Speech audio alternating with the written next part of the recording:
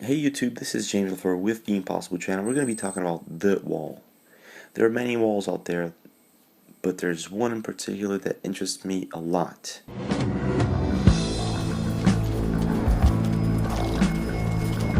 Welcome.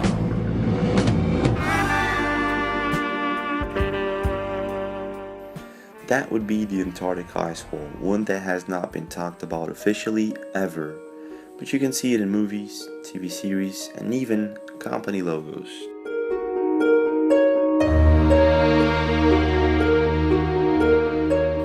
The Illuminati and the Freemasons talk about an architect and even depicted many paintings and such, a flat world built with columns that hold it all together.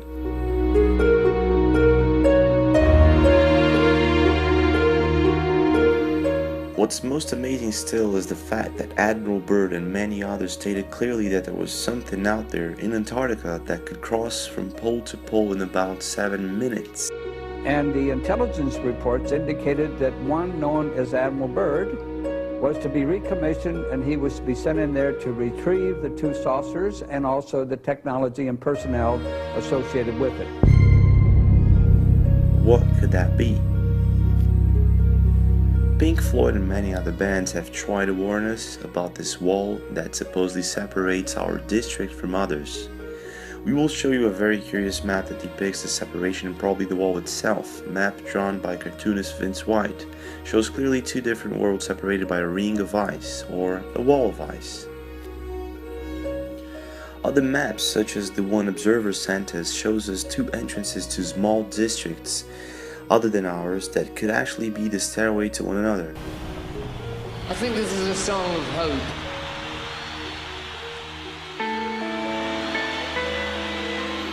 Maybe hell, maybe heaven. Now the most interesting part is that the name of the operation chosen to identify this wall was Operation High Jump, and I'm pretty sure you've heard about it many times. The name Operation High Jump was given exactly because all they had to do was jump over a humongous wall, one that no man had ever jumped before, not that we know of. But as we all know the results, operation failed within 2 months and they came running back with tales of the sea. At first, Admiral Byrd was not taken so seriously by the media and such, and by what I understand, after other operations he was locked away. He spoke too much of the subject and was considered dangerous to the continuing operations and recon missions. But strangely enough, there's left in the world today an area as big as the United States that's never been seen by a human being. And that's beyond the pole on the other side of the South Pole from Middle America. And I think it's quite astonishing that there should be an area as big as that unexplored. Let's freeze a little bit here and try and understand the implications of all of this. Having a wall that separates us would implicate we would need an agency that controls who gets in and out. Also, one of these agencies would have to control what the people know of this wall, like NASA and TJPIX. So does this ring a bell? NSA, CIA, NASA. Well, let's continue. Last but not least, we would need a reason for all of this to exist. The wall, the districts, and then I jump over to the Bible and remember one of the most told stories ever, one which you probably know of, Adam and Eve. So if Adam and Eve were expelled from paradise, where did they actually end up going to? Questions like, were we put here? Are we domed? Are we a menace to the universe? And have we been quarantined? Are questions that start popping up like crazy, and they are indeed good questions.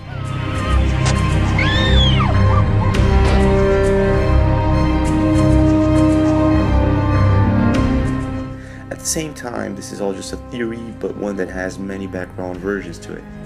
One of the most interesting facts about the so-called wall is that the fact that we can check live GPS plane tracking right now, and if you do that and we transform it into a flat earth model, we can put it into another perspective and visualize the fact that the planes, they avoid the Antarctic ring, and not only that, they never cross it, ever. Another thing that also helps us put things into perspective is checking wind and ocean patterns on a globe model and then doing the same thing on a flat earth model, and boom, NASA and gravity starts crumbling down. So one might ask, why did they lie? The answer is very simple, but it hurts like a sting. When Columbus tried warning others that America and other continents might exist, authorities at the time denied its existence and permission to sail away. Eventually, Columbus got permission to sail overseas, and that was the beginning of a new age. Though Chinese and Vikings had already reached the Americas, these were uncharted continents to the Europeans. But then again, why lie? Now, if we take a look at some of the maps we have, you'll see Antarctica was separated in two pieces in one of these maps, which begs us the question, how did they know? How does a map from such a distant time have iceless Antarctica depicted on it? Question number 2. Could these two pieces be Lemuria and Atlantis? These are questions that actually, raise more questions, like what's on the other side? If there is a wall and Operation High Jump was all about going over it, then what is on the other side?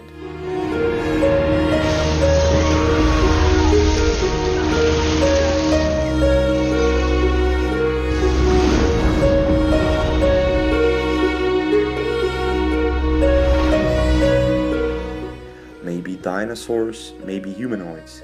Who knows? But many theorize that an entire civilization could be on the other side somehow, waiting for us to find them. I brought him over from Grand Central Terminal. Why you put them rats in my locker? I thought there were things to extract.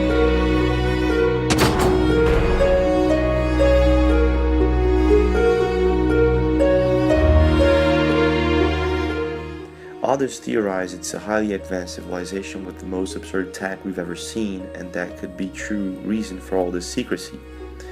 Maintaining us working on a daily basis and worried with mundane things is exactly what they all want. Seems like they would like this paradise all to themselves and would do anything to make the general population blindfolded about it. Now, if you look into the space pictures and all that NASA CGI crap, we have a lot of fails and computer graphics. All of this proved in the past. So nowadays Hollywood is actually doing a much better job than NASA into throwing people into the globe theory.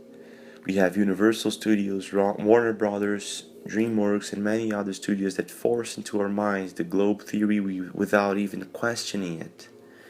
Again, why the secrecy? Bigfoot and many other weird animals like the alien squid, which has no DNA connection whatsoever with any other living being on Earth. How do we explain that? How do we put things into perspective? So just to finish off this part, we have the Rh negative people on Earth who have also no connection whatsoever to the Rh positive ones. And so in other words, there are 3% or 4% of the Earth's population that has this Rh negative blood type that can't be connected to monkeys or Rh positive humans. Okay, so now isn't that interesting? If there is a bigger world out there, that would explain a lot of the unsolved mysteries and would enlighten so many others to come. The UN map and many other comparisons can be made. And the reason for this to be a big secret, that it would mean easy money, free resources, and high-tech apparatus for the people who would find this first. I tell you one reason they're interested. It's by far the most valuable, important place left in the world for science. That's why the scientific groups all over the nation are really interested. But then again, if we pissed off the aliens somehow, this could mean the start of a new age indeed. One where they come to show us what they're made of, maybe, or one where they show us peace. Who knows? Stick around for more, subscribe, leave a comment, and I'll see you again. What we do here is go back.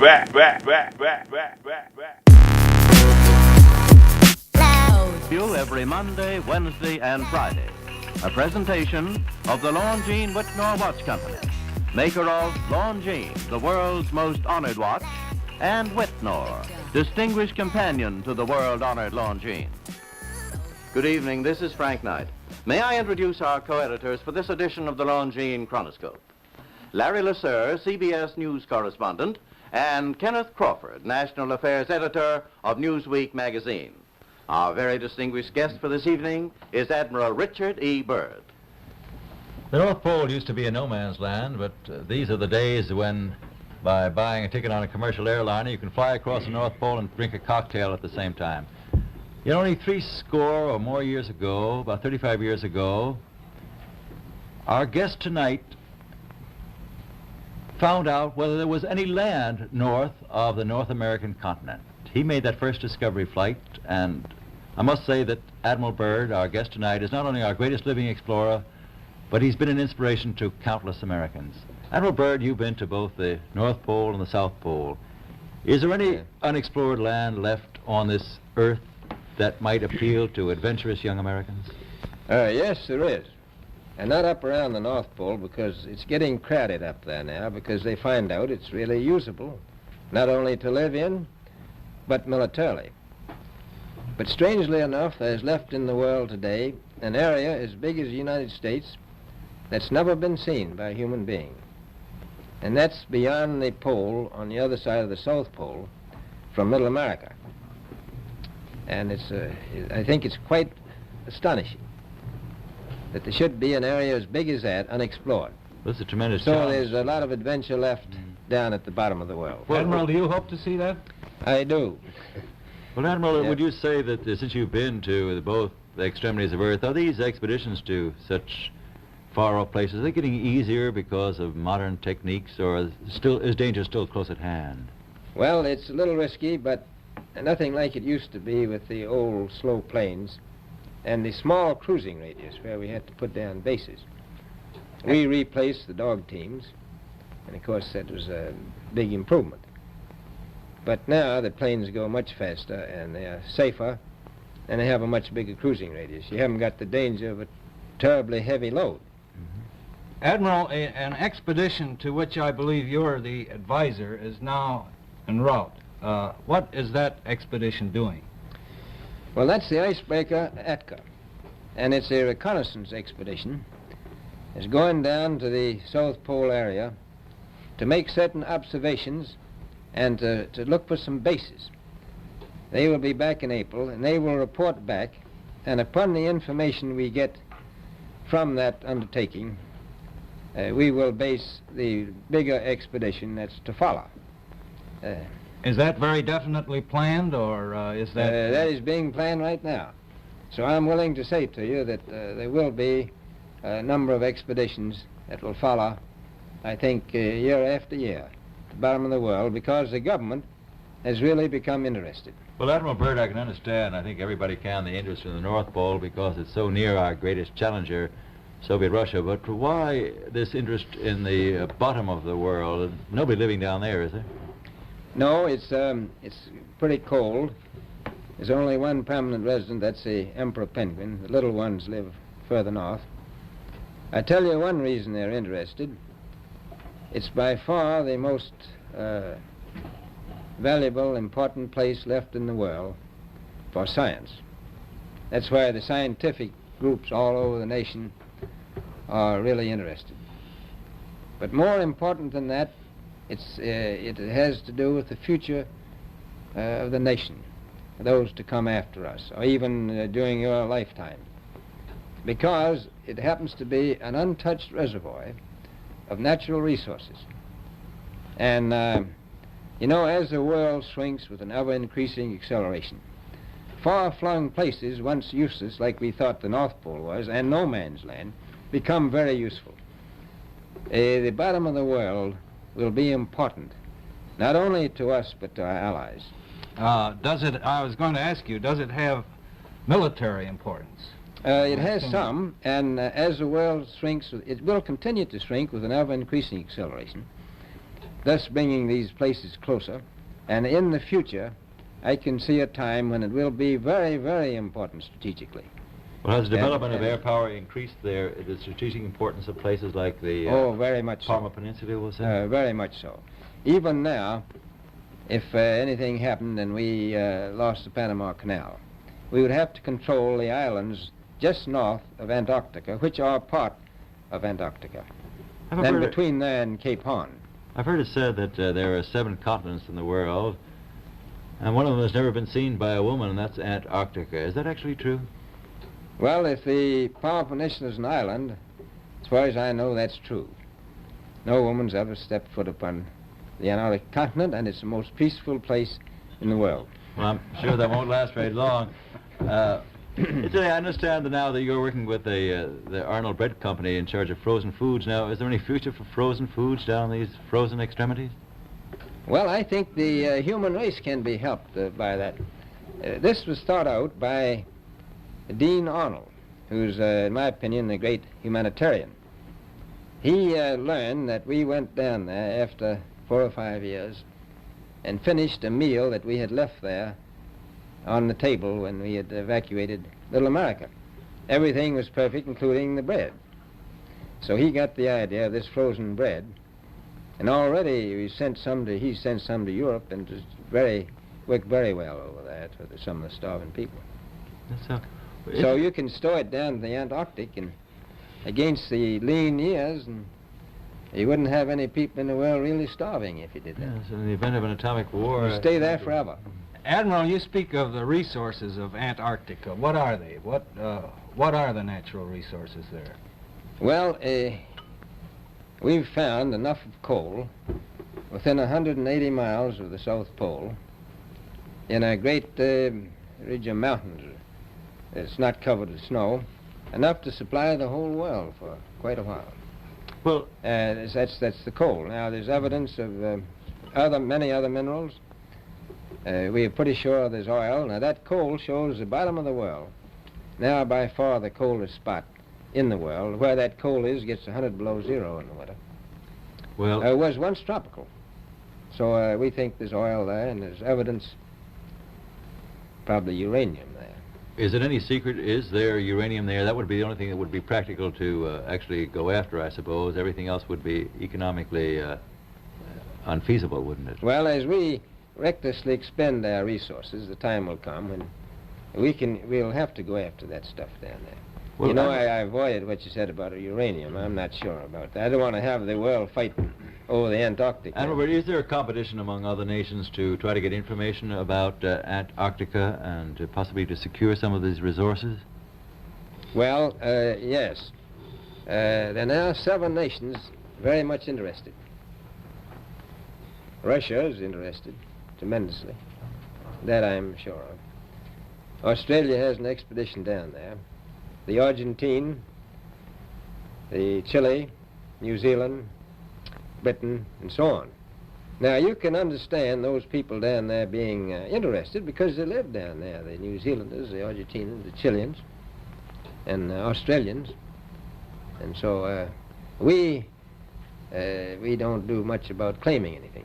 Admiral, you make this sound a little crowded. Are there that many expeditions now there or en route there?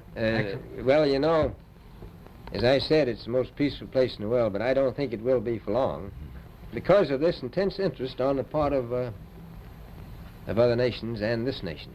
Well, Admiral Byrd, are private expeditions a thing of the past? Is expedition and exploration, making expedition and exploration now purely a government function because of the tremendous cost and organization? No, I don't think so. I think down south it may be more or less a thing of the past, but not other expeditions that go there. A lot of them go north now. This latest expedition now on the way is a government expedition, I take it. Yes, that's the government. Byrd, may I ask you, is there a great difference between the top of the world and the bottom of the world? There is. Now, the North Pole is the center of an ocean 10,000 feet deep.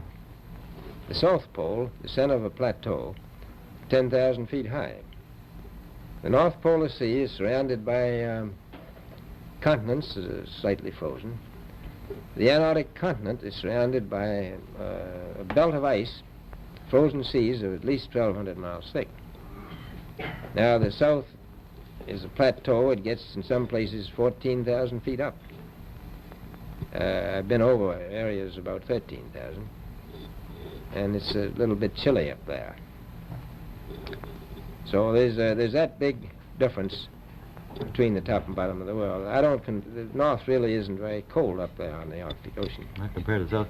Admiral Byrd, we often hear it said that our young Americans now aren't as hardy as their forefathers. Do you think that Americans do measure up to the standards, the physical standards and morale standards of the past? I do. I don't believe that. I think they're just as hardy. Well, what would you say was the most valuable factor on an expedition? Is it morale, or physical courage, or is it sheer equipment? Well, I've always thought that loyalty was by far the most important trait. The British told me that when I first went down in 28 that I couldn't possibly get through the winter night without a mutiny if I took more than 20 men. But to serve science, I had to take 42 men. And then I took 56 the next time, and so on. And I did find that loyalty was the most important thing during the winter night when it's very hard on your nerves. I think that's best trait. Well, that's a very valuable characteristic at any time. Well, thank you very much, Admiral Byrd. It's been a great pleasure to have you here tonight. It's a pleasure to be with you. Yeah. The opinions expressed on the Longines Chronoscope were those of the speakers. The editorial board for this edition of the Longines Chronoscope was Larry Lasser and Kenneth Crawford. Our distinguished guest was Admiral Richard E. Byrd. A Longines watch makes the most perfect Christmas gift. It has beauty, elegance, and enduring quality, and a universal reputation as just about the finest of the world's watches. Now, actually, barring accident or abuse, the Longines watch that you give this Christmas will be better than new after 5 or even 10 years of daily use. Time holds no terrors for a Longines. The exquisitely finished watch movement defies normal wear and friction, achieves unsurpassed timekeeping accuracy and reliability. Thus does Longines inner quality match Longines outer elegance.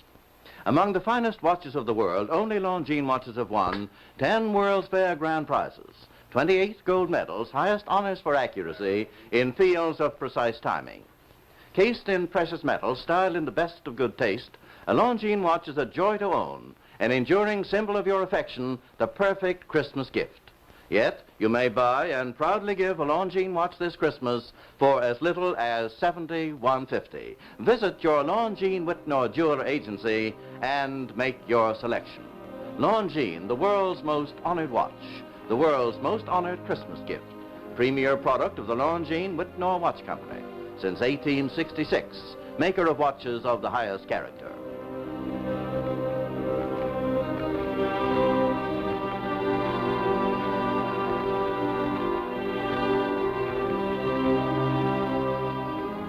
We invite you to join us every Monday, Wednesday, and Friday evening at this same time for the Longines Chronoscope, a television journal of the important issues of the hour, broadcast on behalf of Longines, the world's most honored watch, and Whitnor, distinguished companion to the world-honored Longines. This is Frank Knight, reminding you that Longines and Whitnor watches are sold and serviced from coast to coast by more than 4,000 leading jewelers who proudly display this emblem. Agency for Longines Whitnor watches.